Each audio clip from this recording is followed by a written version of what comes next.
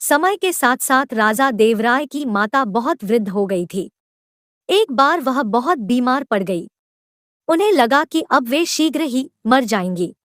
उन्हें आम से बहुत लगाव था, इसलिए जीवन के अंतिम दिनों में वे आम का दान करना चाहती थी।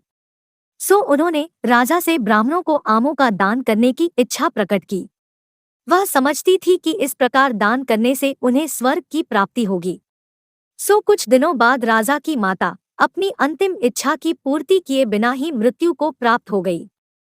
उनकी मृत्यु के बाद राजा ने सभी विद्वान ब्राह्मणों को बुलाया और अपनी मां की अंतिम और पूर्ण इच्छा के बारे में बताया। कुछ देर तक चुप रहने के पश्चात ब्राह्मण बोले, यह तो बहुत ही बुरा हुआ महाराज। अंतिम इच्छा के पूरा न होने की दशा में तो उन्हें मुक्ति ही नहीं मिल सकती।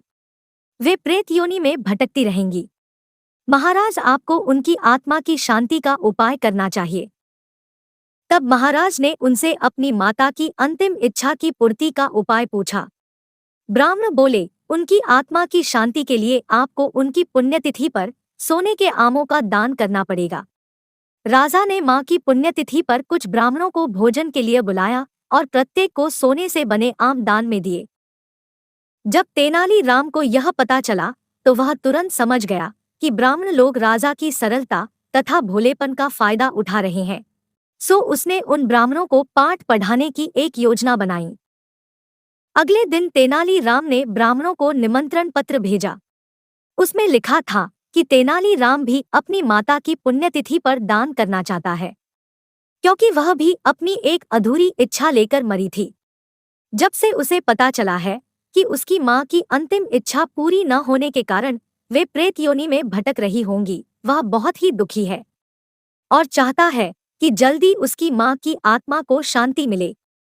ब्राह्मणों ने सोचा कि तेनाली राम के घर से भी बहुत अधिक दान मिलेगा, क्योंकि वह शाही विदूषक है। सभी ब्राह्मण निश्चित दिन तेनाली राम के घर पहुंच गए। ब्राह्मणों को स्वादिष्ट भोजन परोसा गया। भोजन करने के पश्चात सभी दान मिलने की प्रतीक्षा करने लगे। तभी उन्होंने देखा कि तेनाली राम लोहे के सलाखों को आग में गर्म कर रहा है। पूछने पर तेनाली राम बोला, मेरी मां फोड़ों के दर्द से परेशान थी।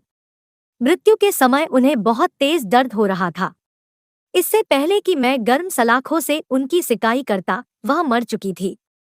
अब उनकी आत्मा की शांति के लिए मुझे आपके साथ वैसा ही करना पड़ेगा जैसी कि उनकी अंतिम इच्छा थी। यह सुनकर ब्राह्मण बौखला गए। वे वहां से तुरंत चले जाना चाहते थे। वे गुस्से में तेनाली राम से बोले, हमें गर्म सलाखों से दागने पर क्या तुम्हारी मां की आत्मा को शांति मिलेगी? नहीं महाशय, मैं झूठ नहीं बोल रहा। यदि सोने के आम दान में देने से महाराज की मां की आत्मा को स्वर्ग में शांति मिल सकती है, तो मैं अपनी मां की अंतिम इच्छा क्यों नहीं पूरी कर सकता? यह सुनते ही सभी ब्राह्मण समझ गए कि तेनाली राम क्या कहना चाहता है। वह बोले, तेनाली राम, हमें क्षमा करो। हम वे सोने के आम तुम्हें दे देते हैं, बस तुम हमें जाने दो। तेनाली राम ने सोने के आम लेकर ब्राह्मणों को जाने दिया, परंतु एक लालची ब्राह्मण ने सारी बात राजा को जाकर बता दी। यह सुनकर राजा क्रोधित हो गए और उन्होंने तेनाली राम को बुलाया। राजा बोले, तेनाली राम, यदि तुम्हें सोने के आम चाहिए थे तो मुझसे मांग लेते। तुम इतने लालची कैसे हो गए कि तुमने ब्राह्मणों से सोने के आम ले लिए? महाराज, मैं लालची नहीं हूँ, अपितु मैं तो उनकी लालच की प्रवृत्ति को रोक रहा था। यदि वे आपकी मां की पुण्यतिथि पर सोने के आम ग्रहण कर सकते हैं, तो मेरी मां की पुण्यतिथि पर लोहे की गर्म सलाखें क्यों नहीं झेल सकते?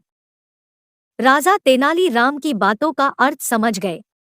उन्होंने ब्राह्मणों को बुलाया और उन्हें भविष्य में फिर ऐसा ना करके लालच को त्यागने को कहा।